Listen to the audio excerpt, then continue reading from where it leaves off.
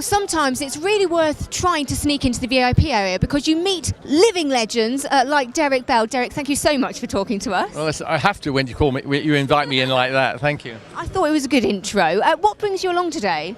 Well, I think I'm like the guest of honour. I gave a talk at a dinner last night up here in the hospital, which was fantastic for 200 or 300 people. And then today I'm here looking at these wonderful cars, a lot of which I had raced over my career. And we just presented an award to the top place driver at Le Mans this last year, British driver that is. So I'm here sort of just posing around talking to people like wonderful, beautiful girls like you. Now we have to talk about Le Mans, obviously, 5-time winner. Tell me what that was like. Well, you know, I mean, I found if I never had a dream to win Le Mans. I mean, I started my career with Formula 3, Formula 2 and Formula 1, and I, raced for Ferrari and Brabham and for McLaren. And it was a wonderful, I just dying to be a top Formula 1 driver. But unfortunately, I was okay, but I didn't make it. He's mine for a minute. Okay, sorry about that. Okay, I shouldn't be leaning against the gate, should I? So, to go to Le Mans with Ferrari, which was really my beginning at Le Mans, and then I went to Porsche for the rest of my career, really. It was fantastic, and I mean, never have a dream of winning. It's such a hard race to win. You never know. It's such a lottery. But I was lucky. I always, invariably got in the best car, and I had the best teammates, and we had the best of luck, and that's what you need. And so many people want to do it now. So, do you have any tips for any up-and-coming young drivers? Is this for you?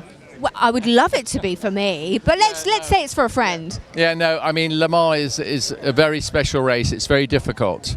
The difficulty is getting your foot in the door. Once you've got your foot in the door, you then got to get into a decent team. But really the first thing to do, I would always say, is go in a second-rate car, if that's the right word, so that you can get the mileage, get to know the track, get to know the people, get to know the ropes.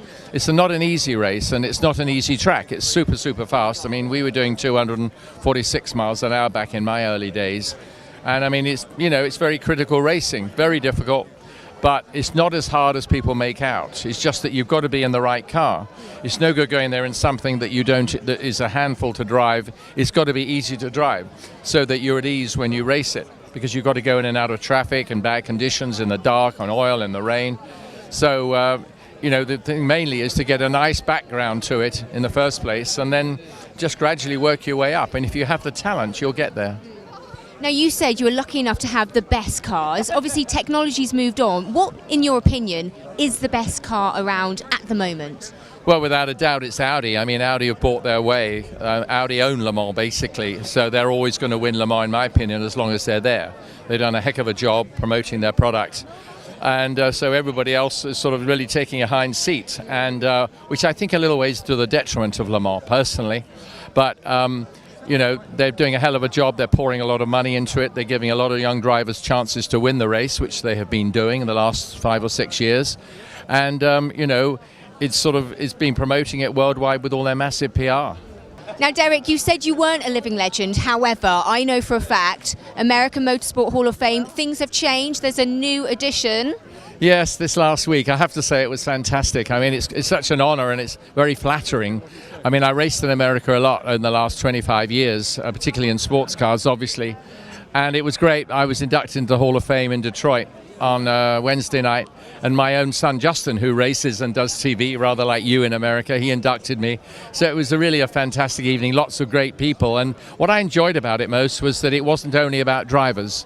It was literally about the people that make motor racing. And of the 7 people they inducted, only 3 of them were drivers. The other 4 were engineers that had made racing what it is today, in the last 50 years. So for that, I was very excited. I bet you were. It's absolutely an amazing achievement. Now, today, obviously, so many people come down. Why is it important to attend an event like this, and what do you think of today? Well, I think Chelsea Legends is fantastic. To me, it's not about the people. It's about the cars. And I think it's absolutely fantastic because, here we are right in the centre of London, on the edge of the River Thames, in this amazing park, if that's for want of a better word. and with all the history that there is, of course, in England. And to have it here, all these beautiful cars and these lunatic guys that own them, and send them along for people to look at and smell at and touch without, any security on it, it's absolutely fantastic. And, I think to be part of it is vital, and that's why so many drivers are here. It's so easy to come here. You haven't got to drive to Silverstone. You're in the middle of London. You got out to dinner last night, as we all did, or go to dinner in restaurants, and you come here the next day. It's absolutely fabulous.